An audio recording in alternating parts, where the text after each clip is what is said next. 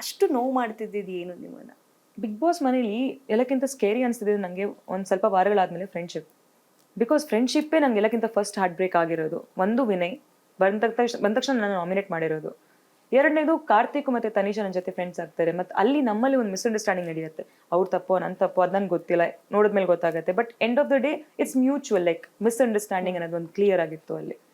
So ಇಲ್ಲಿ ಹೇಗೆ ಅನಿಸ್ತಿತ್ತು ಅಂದರೆ ನನಗೆ ಇವ್ರನ್ನ ನಾನು ಫ್ರೆಂಡ್ ಮಾಡ್ಕೊಂಡೆ ಅಂದರೆ, ಇವ್ರಿಗೆ ನಾನು ಏನಾದರೂ ವಿಷಯ ಹೇಳಿದೆ ಅಂದರೆ ಎಲ್ಲಿ ಅವರು ನಾಮಿನೇಷನ್ ಬಂದ ತಕ್ಷಣ ಇಲ್ಲ ಬೇರೆ ವಿಷಯ ಬಂದ ತಕ್ಷಣ ಅವ್ರು ಈ ವಿಷಯನ ತೆಗೆದು ಹೊರಗಡೆ ಹಾಕ್ತಾರೆ ಅಂತ ಭಯ ಇರ್ತಾ ಇತ್ತು. ಫ್ರೆಂಡ್ಶಿಪ್ ಅನ್ನೋದೇ ಒಂದು ಭಯ ಆಗ್ತಾ ಇತ್ತು. ಸೊ ಖಂಡಿತವಾಗ್ಲೂ ನನ್ನ ಮಾತು ಹೇಳ್ಕೊಳಕ್ಕೆ ಯಾವಿಲ್ಲ ಅನ್ನೋದಕ್ಕಿಂತ ನಾನು ಇವ್ರು ಆಡ್ತಿರೋಂಥ ಮಾತುಗಳನ್ನ ಹೇಗೆ ನಿಲ್ಲಿಸ್ಲಿ, ನಾನು ಹೇಗೆ ಪ್ರೂವ್ ಮಾಡಲಿ ಇವರೆಲ್ಲ ತಪ್ಪು ಅಂತ. ಬಿಕಾಸ್ ನಾನು ಅವ್ರ ಬಗ್ಗೆ ಹಿಂಗಡೆ ಯಾವತ್ತೂ ಮಾತೇ ಆಡಿಲ್ಲ, ಗಾಸಿಪ್ಸ್ ಮಾಡ್ತಾ ಇರಲಿಲ್ಲ ನಾನು. ಯಾಕಂದ್ರೆ ಮಾತಾಡೋಕ್ಕೆ ಜನ ಇಲ್ಲ ಕೂಡ. ಆ್ಯಂಡ್ ನನ್ನ ಕ್ಯಾರೆಕ್ಟರ್ ಕೂಡ ಅಲ್ಲ, ನಂಗೆ ಗಾಸಿಪ್ ಮಾಡೋಕ್ಕೆ ಇಷ್ಟ ಇಲ್ಲ, ಅವ್ರ ಬಗ್ಗೆ ಕೆಟ್ಟದ್ದು ಮಾತಾಡೋಕೆ ನಂಗೆ ಇಷ್ಟ ಇಲ್ಲ. ಆದರೂ ಹೇಳ್ತಾರೆ ನೆಗೆಟಿವ್, ಆದರೂ ಹೇಳ್ತಾರೆ ಅಲಿಗೇಟರ್, ಆದರೂ ಹೇಳ್ತಾರೆ ಮ್ಯಾನಿಪುಲೇಟ್ ಮಾಡ್ತಿದ್ದೀನಿ ಅಂತ. ಯಾರು ನನ್ನ ನಂಬೋದಿಲ್ಲ ಅಂದರೆ ಮ್ಯಾನಿಪುಲೇಟ್ ಹೇಗೆ ಮಾಡಲಿ ನಾನು?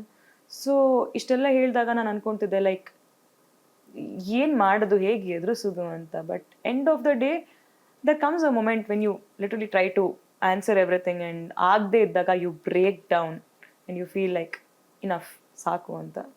But I learned the like tough way, but ಕಲಿತೆ, ಸುಮಾರಷ್ಟು ಪಾಠ ಕಲಿತೆ. ಆ್ಯಂಡ್ ಇವತ್ತು ಅದರಿಂದಾನೇ ಐ ಕುಡ್ ಲಿಟ್ರಲಿ ಮೀಡಿಯಾದಲ್ಲಿ ಆಗಿರ್ಬೋದು ಅಥವಾ ಬೇರೆ ಕಮೆಂಟ್ಸ್ ಆಗ್ತಿರ್ಬೋದು, ಏನು ಕೇಳ್ತಾ ಇದೀನೋ ಅದನ್ನ ಫೇಸ್ ಮಾಡಕ್ ಬಂದಿರೋ ಧೈರ್ಯನೇ ಅದರಿಂದ ಬಿಗ್ ಬಾಸ್ ಇಂದ. ಬೆಂಗಳೂರಿನಿಂದ ಮಂಗಳೂರುವರೆಗೆ, ಬೀದರ್ನಿಂದ ಚಾಮರಾಜನಗರದವರೆಗೆ ನಿಮ್ಮ ಸುದ್ದಿ ನಿಮ್ಮದೇ ಭಾಷೆಯಲ್ಲಿ. ಕರ್ನಾಟಕ ತಕ್.